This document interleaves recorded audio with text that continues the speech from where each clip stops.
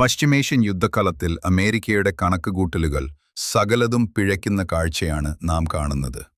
സമാധാന ചർച്ചകളുടെ മറവിൽ ഇറാന്റെ ഉന്നത നേതാക്കളുടെ ലൊക്കേഷൻ ചോർത്തി അവരെ ചതിയിലൂടെ വധിച്ചുകൊണ്ടാണ് ഫെബ്രുവരിയിൽ ട്രംപ് ഈ യുദ്ധത്തിന് തുടക്കമിട്ടത്.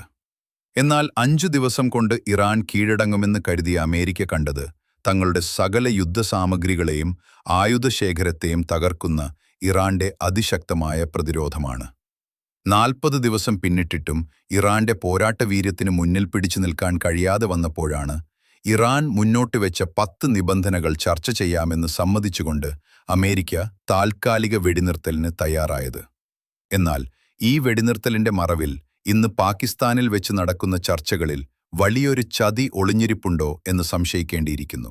ഇവിടെയാണ് ഭയപ്പെടുത്തുന്ന ചില വസ്തുതകൾ നാം തിരിച്ചറിയേണ്ടത്.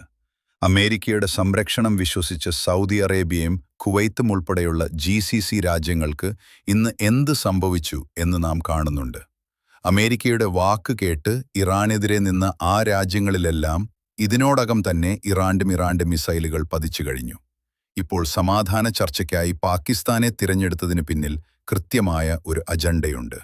ഇതുവരെ ഇറാനുമായി ഒരു പ്രശ്നവുമില്ലാത്ത രാജ്യമാണ് പാകിസ്ഥാൻ. ഖത്തറിനെ പോലെ നയതന്ത്ര സ്വാധീനമുള്ള രാജ്യങ്ങളെ ഒഴിവാക്കി പാകിസ്ഥാനിൽ ഈ ചർച്ച നടത്തുമ്പോൾ അവിടെ വെച്ച് ഇറാന്റെ നേതാക്കൾക്ക് എന്തെങ്കിലും സംഭവിച്ചാൽ അതിന്റെ ഉത്തരവാദിത്തം പാകിസ്ഥാന്റെ തലയിലാകും. ഇത് ഇറാനും പാകിസ്ഥാനും തമ്മിലുള്ള ഒരു പുതിയ യുദ്ധമുഖം തുറക്കാൻ കാരണമാകും. ഇതിലൂടെ ഇസ്ലാമിക രാജ്യങ്ങളെല്ലാം പരസ്പരം തല്ലുകൂടി ഇല്ലാതാകണമെന്നതാണ് അമേരിക്കയുടെയും ഇസ്രായേലിന്റെയും ലക്ഷ്യം. പണ്ട് ബ്രിട്ടീഷുകാർ ഇന്ത്യയിൽ നടപ്പിലാക്കിയ ഭിന്നിപ്പിച്ചു ഭരിക്കൽ തന്ത്രമാണിത്. മുസ്ലിം രാജ്യങ്ങൾ തമ്മിലടിച്ച് തകരുന്നത് ഇസ്രായേലിന്റെ വിസ്തൃതി കൂട്ടാൻ മാത്രമേ സഹായിക്കൂ. ഒരു വശത്ത് വെടിനിർത്തൽ നാടകം നടക്കുമ്പോഴും അമേരിക്കൻ ബേസുകളിൽ വമ്പൻ ആയുധങ്ങളുമായി വിമാനങ്ങൾ വന്നിറങ്ങുന്നത് ഈ ചതിയുടെ തെളിവാണ്. ഇതുവരെ പിടികൊടുക്കാത്ത ഇറാന്റെ സ്പീക്കറെയും വിദേശകാര്യമന്ത്രിയെയും പാകിസ്ഥാനിലെ പൊതുവേദിയിലേക്ക് വിളിച്ചു വരുത്തുന്നത് അവരെ ഇല്ലാതാക്കാനുള്ള ഒടുവിലത്തെ തന്ത്രമാണോ എന്ന് ആരെങ്കിലും സംശയിച്ചാൽ അവരെ കുറ്റം പറയാനാവില്ല. ചതിയിലൂടെ യുദ്ധം തുടങ്ങിയവർ ചർച്ചയിലും ചതി ഒരുക്കുന്നുണ്ടോ എന്ന് ലോകം ഭീതിയോടെ ഉറ്റുനോക്കുന്നു.